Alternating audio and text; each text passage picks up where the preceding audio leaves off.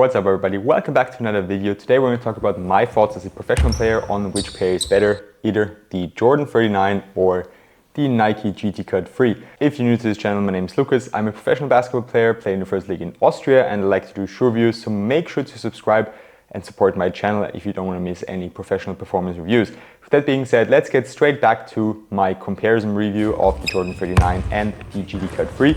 I got a lot of questions on Instagram, TikTok and my other social channels asking about which pair is better because of course they have a lot of big similarities. The first one being the very steep price tag. Both shoes go for 200 euros or dollars, which is very expensive in today's market. That's really the top notch in the price tag area. And there's another big similarity because both of them use Zoom X, and a lot of my followers know that Zoom X is probably my favorite cushioning setup at the moment. But before we talk about the cushioning, we're going to go through the traction performance, starting with the Jordan 39. It's really good on clean courts. The issue is dust pickup. You can see there's dust stuck between the grooves from yesterday when I worked out with them. And the court was actually relatively clean, a little bit of dust on there. It hasn't been cleaned recently, but still I could notice there is a big issue with dust pickup. And sadly that affects traction performance. Of course it does.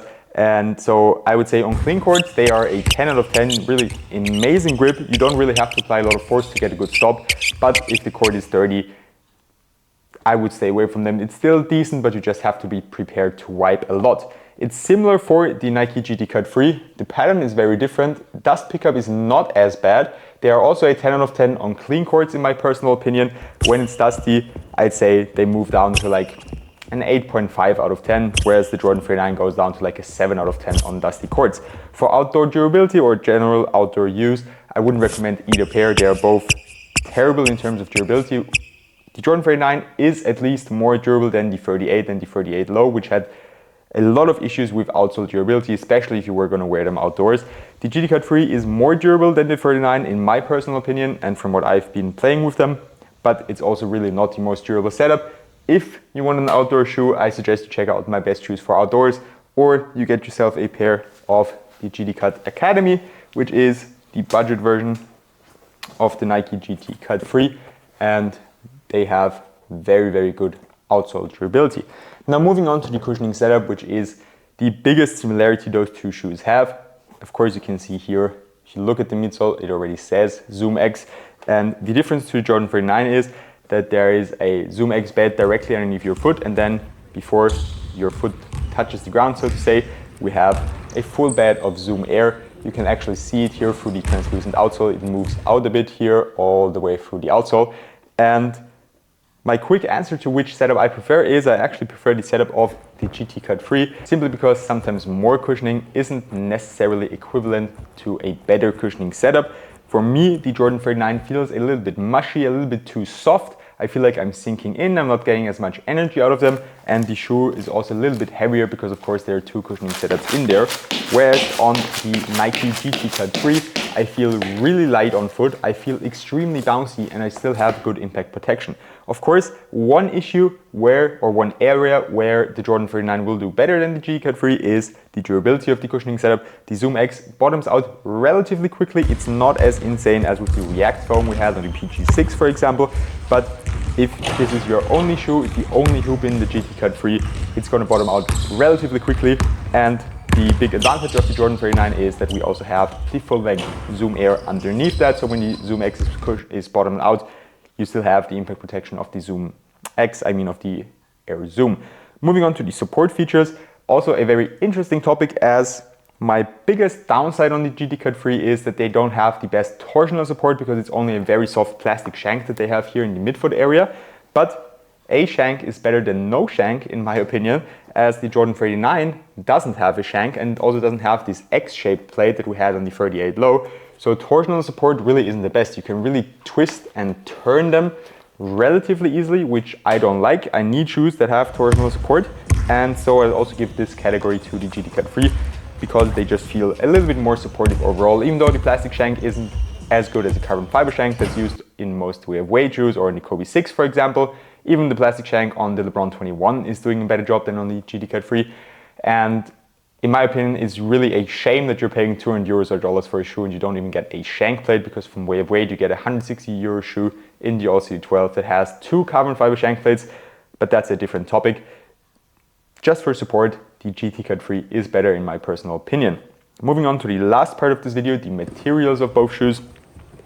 No complaints there.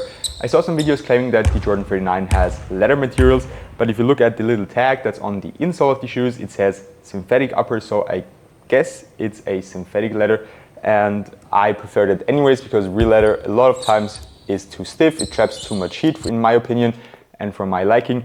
So I enjoyed the materials of the 39, they need no time to break in, they're pretty soft right out of the box, and I do like what they did there, especially like the elastic tongue. The top of the tongue has got like a little elastic collar. It's very nice to slip your feet in there, and the shoe is also padded well, while the materials are also not very heavy, so it's still a relatively low to the ground light shoe, even though we have this dual cushioning setup.